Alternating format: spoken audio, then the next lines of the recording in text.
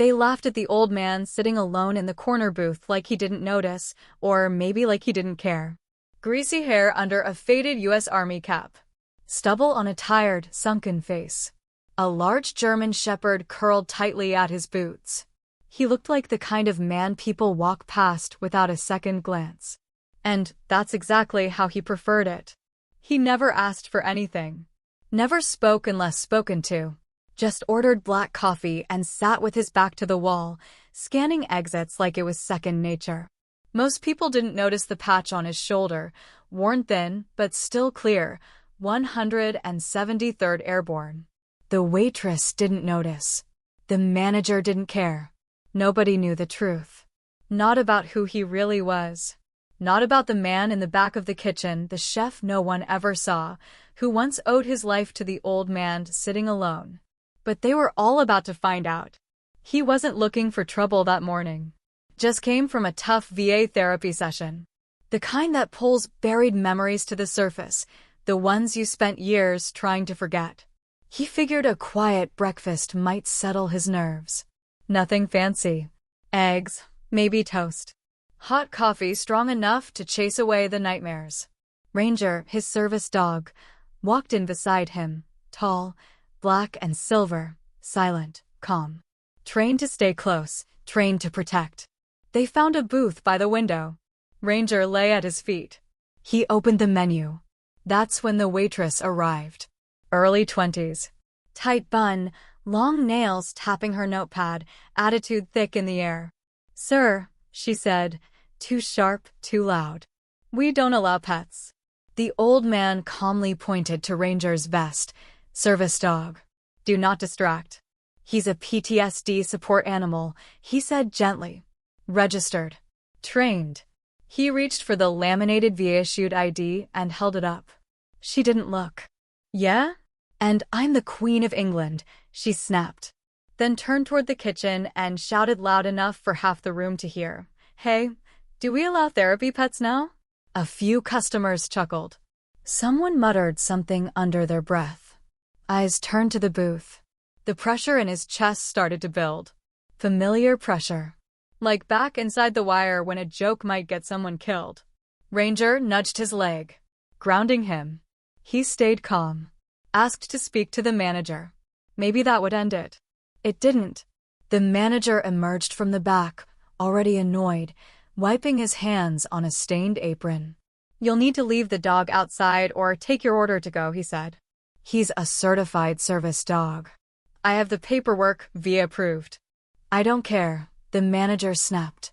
"We can't make exceptions for every old guy with a story. Rules are rules."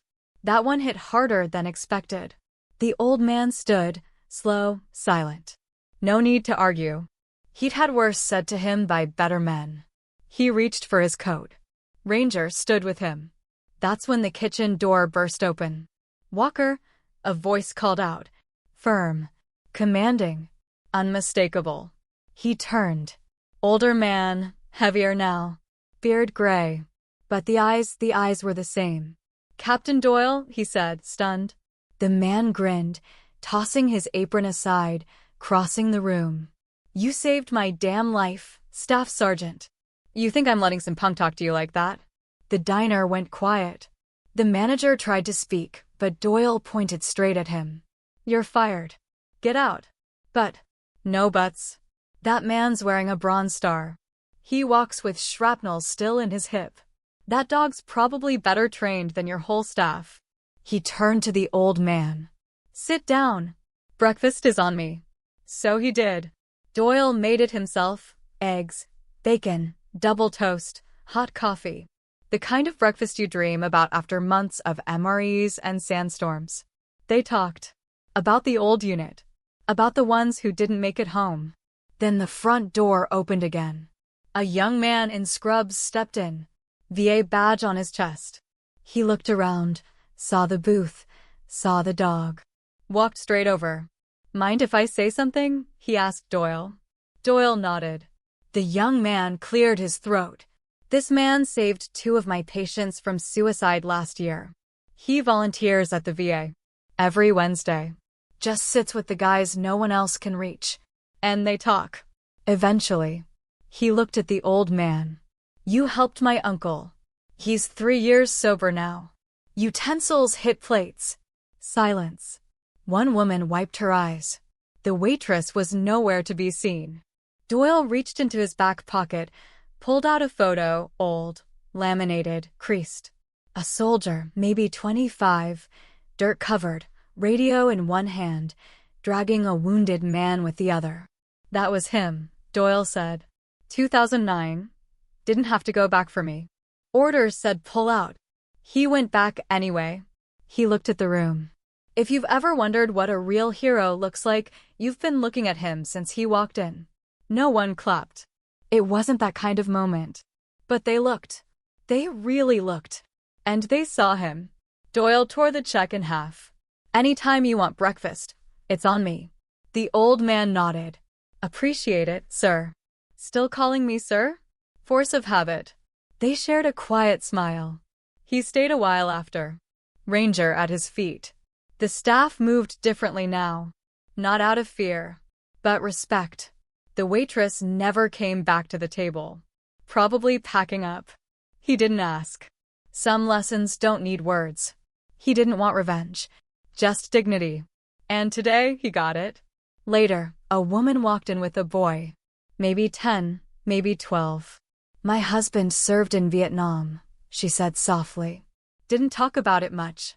I just wanted to say, thank you. For still standing. She gestured to the boy. He's writing a paper about veterans. Can he ask you something? The old man smiled gently. Sure. The boy looked nervous. Were you scared? That one landed hard. Yeah, he said. All the time. The trick isn't not being scared. It's doing the right thing anyway. The boy nodded.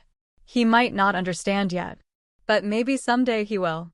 They left with a wave. The old man sat quietly, thinking about all the days he'd felt like a ghost in his own country. Forgotten. Disposable. Not today. Today, someone remembered. He stood up, joints cracking like dry branches. Gave Doyle a nod through the kitchen window. Doyle nodded back. Outside, the sun had climbed a little higher. The street looked the same. But he didn't. Ranger jumped into the passenger seat like he owned the truck. The old man looked at his reflection in the mirror. Same scars. Same eyes. But finally seen. He drove not toward home, but to the park. Ranger had earned a run. And he figured he'd earned a few more minutes in the sunlight.